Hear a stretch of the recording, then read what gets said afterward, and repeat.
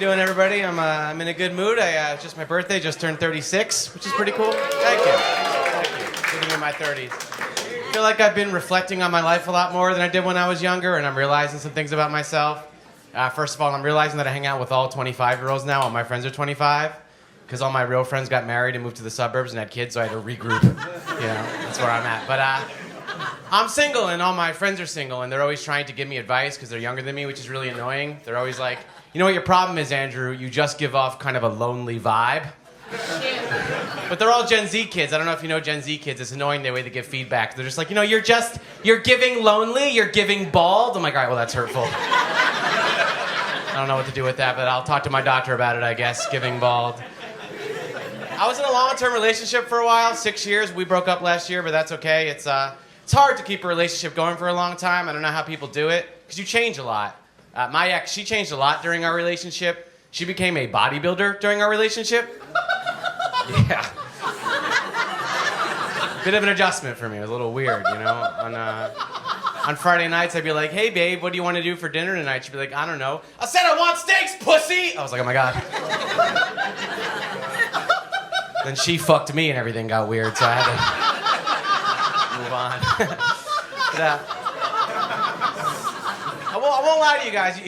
You seem like a cool crowd. I still think about her sometimes. I get lonely. I was thinking about her last night. I had a really heavy bag of groceries to help carrying out of the car, and I was thinking about her, It's like, why'd I go to Costco without you, baby? Come back, carry my shit, But I was thinking about her. I'm not proud of this, but I was thinking about her in the middle of the night, and I started looking her up on Instagram just because I was feeling nostalgic. And then I'm on her Instagram profile in the middle of the night, and then I accidentally liked a picture of her at 2:30 in the morning. I know, and the picture is from 2012. I was far down the time. Shouldn't have been there. But here's what I did. I came up with a good idea. I just took a deep breath, and then I just liked all the rest of her pictures. Which I thought was a pretty good idea. Then I really doubled down. I pretended my account got hacked. I DM'd her. I was like, hey, it's Crypto Andrew. Do you want to win a free iPhone? Do you have the Cash App? DM me for details. What do you say? Appreciate that. Like they said, my name is Andrew Ginsberg. People always think I'm Jewish because my last name is Ginsberg and my hair and everything about me, but I'm not Jewish, actually. My mom's Italian and my dad's Jewish. My parents are mixed. It was weird for everybody growing up because my mom took me to church every Sunday. Remember, even when I made my first communion, the priest was like, next up, Andrew Ginsberg. What the fuck? He's going to learn our secrets. Get him the fuck out of here. It's like the plot to Da Vinci Code. But I call my dad every Sunday now, and he always leaves me with an ominous message because he lives in New Jersey, and he always tells me what's happening in New York because he's watching the news. Does that make sense? He lives in New Jersey, and he tells me what's happening in New York because he's watching the news. The other day, he goes, Andrew, listen, I'm watching the news. I'm learning about New York. Don't tell anybody your last name's Ginsberg, okay? Because anti-Semitism's on the rise. But the first time I experienced anti-Semitism was at my own dinner table growing up.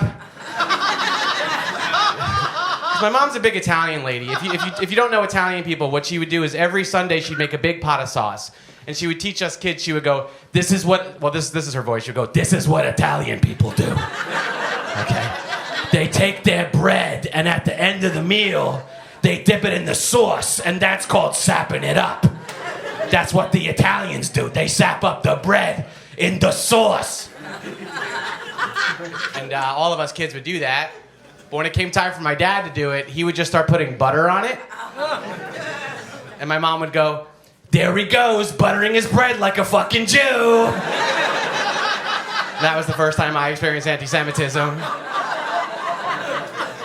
Worry about my parents. They just adopted a cat. Came home the other day. We had to take the cat to the vet because she was crying, and the vet said the cat has diabetes. I know, it runs in my family. Should have paid attention to the clinical signs. Kind of crazy. The vet said I have to give the cat 2 insulin shots a day. It's going to cost $400 a month. Yeah. I know. I was like, dude, I got this cat so I wouldn't kill myself. Not going to save this cat's life. And all my friends just tell me to put the cat down. I'm like, I'm not going to put the cat down. I love my cat. My mom has diabetes. You're always rambling about Jesus. Go meet him, bitch!